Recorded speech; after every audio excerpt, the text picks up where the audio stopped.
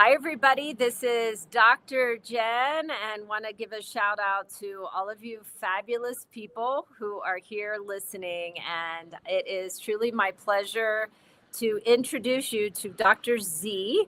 And this is Dr. Zoe Ross Nash. And I had the pleasure of meeting her some weeks ago. And we were both saying we just felt this connection with each other.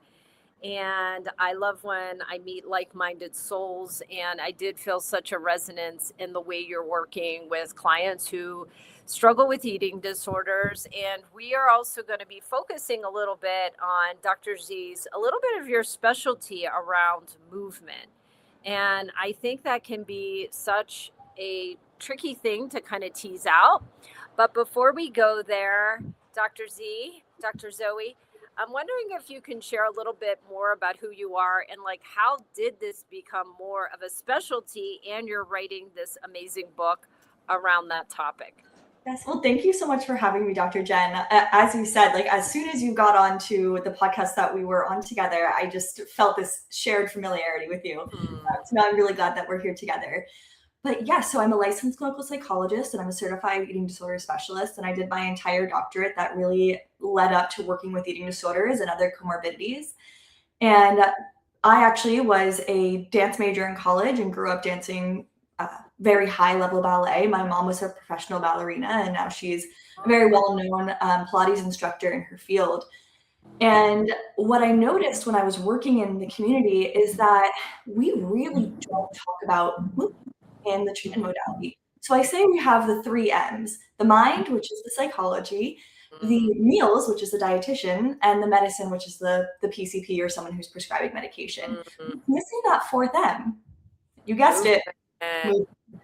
Oh, wow. I love that. So the mind, the meals, the medicine, and now the 4th one that you're adding in, which is the movement. And we know how important movement is for the body. And you know, something that I see with our clients coming into FAB is many times clients will say, well, yes, I love to work out and I love to go to the gym and I'm doing yoga in between my gym workouts. And sometimes it's a little unclear, like, what is the balance between the healthy, the 4M, the healthy movement, and where Dr. Z, does it go? Do you see it kind of goes into this other land where it is much more obsessive? It is being used as a way to compensate for that other M, the meals.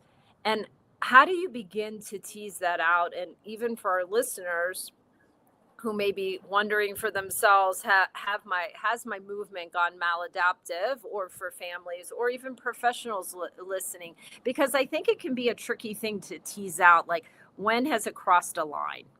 It's very tricky and the line is ambiguous and it's different for every single person. So we really have to find the line in the individual. I try to explain to folks that there's a dichotomy between discipline and having a routine in your routine exercise experience and then disordered. And we have to find where that line is for you. And I created these 2 camps called functional fitness and maladaptive movement. Maladaptive movement is rule driven, it is punitive. There's a detachment from your body, you're not feeling connected, and it's really rooted in shame, where your mood even or your motivation is driven by if you exercise that day or your appearance or your weight. Where I want to see people more in that functional fitness, where it is flexible. It is okay if you miss a workout day. It's also okay if you exercise for a little bit longer than what you scheduled, or a little bit less than what you scheduled. It's respectful towards your body. You're not persevering through injury.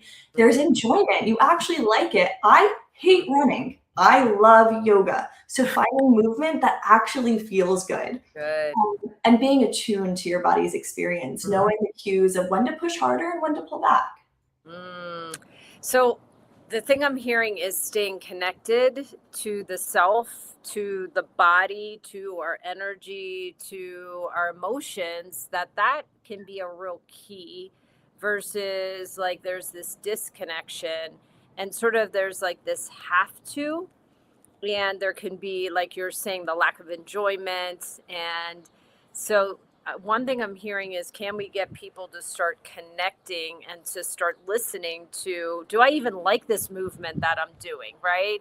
Because I can remember even for myself at one point, like running was really fun. Like, and I wasn't like a major runner. Like, I think I started doing a little running in college, and I remember I would run on this beautiful path across like horse farms, Mm. and I would walk and run, and it was super enjoyable. And then like in Miami, I'm like, nah, this doesn't feel so fun anymore, right? Like I'm like, my body at this stage is like, no, it's not working. The environment's not working. And now I'm discovering I like dancing so much more, right? Like a fun Zumba class, go to a salsa class, like, and that's movement. And sometimes this is the other thing I'll say is that, hi, this is Dr. Jen. Subscribe to the Fab channel if you're interested in getting more videos, more tips, more strategies about how to get through your eating disorder recovery and to be living your joyful and fulfilling life.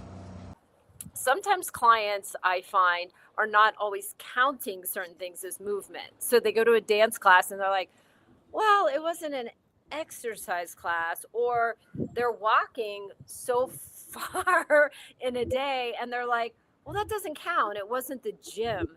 And I'm wondering, how do you start talking with clients that this movement they're doing with their bodies, it's like, I don't want to say like it all counts, but it is movement, right? It is that ways that we're moving our body, and like it does count because it's all movement. Yes, the way I describe it is if you are moving your body, it is movement. And I work with a lot of college students, so I like to ask them, "Did you walk to class?" And they'll say yes. And it's like, well, okay, then that was movement. Like, how long? If it was 2 minutes, fine. But like, if most college campuses, it's a long walk to get from your dorm to your classes. So we really want to expand what the idea of movement is. Someone described helping a friend move from like one house to another Wow. is a form of exercise. You are picking Totally. boxes, it's strenuous on your body. So really expanding that idea of what movement is really powerful. And you brought up a interesting point of like the eras of your movement. So you like to run when you were in college, and now you like to dance when you're in Miami. Mhm. I have that in my book where we go through the different eras of you. So in terms of fitness. So when I was in high school and college, ballet was the way I like to move my body. And I really moved into walking. And then when I was on my pre-doctoral internship, I was living in California and I was hiking all the time. And Oh, then I really got into boxing when I moved to St. Louis because I wanted to get some anger out. wow. These are different ways that I was expressing my emotions through my movement. It's beautiful. And it's also beautiful to try on different kinds of movement at different points. Like right now, I'm in an area that we actually have mountains. And so I've been doing some of this hiking, and wow, is it a different kind of movement? Because being in Miami at sea level feels very different than being in the mountains. And I really had to honor that my body was feeling it. Like I'm at a different elevation and I had to go slower. And then there was a point where a whole group was taking a hike and I really wanted to do this hike, and my little foot was like, my body was saying, don't go on that hike. Dr. Jen, like this is like your body, your little foot is communicating, no, no, no, no, no. So, and look, there was a point where I was like, but I really want to go, and I wanted to push past what my body was saying because I wanted to be one with the group. And when I give my word to something, I don't like to cancel. And I knew doing it another way was like taking the power of the pause. Like there will be the next hiking trip.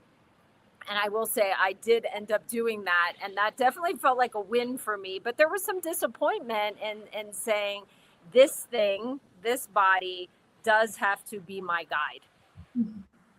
Exercise is very social. We have running clubs, group fitness classes. So when we expand out, of course, there's going to be some sort of social pressure that you wanted to be part of the group.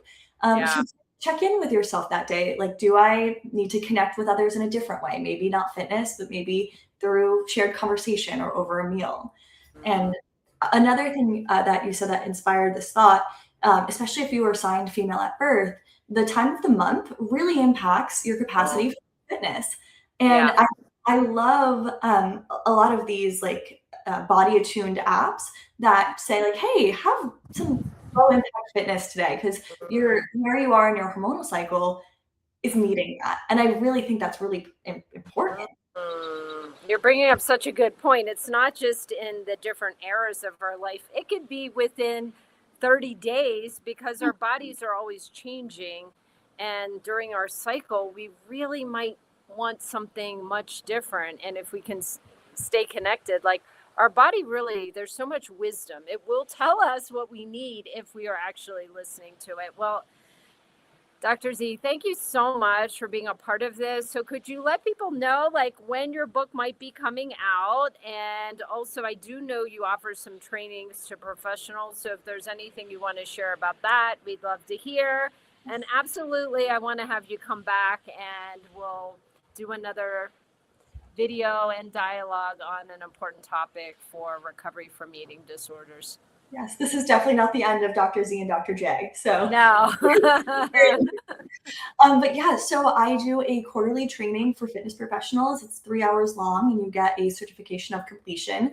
And it just goes through eating disorder diagnosis, identification, specifically within in the fitness space, talking about the prevalence of eating disorders within fitness professionals themselves, because it's actually significantly higher than the general population.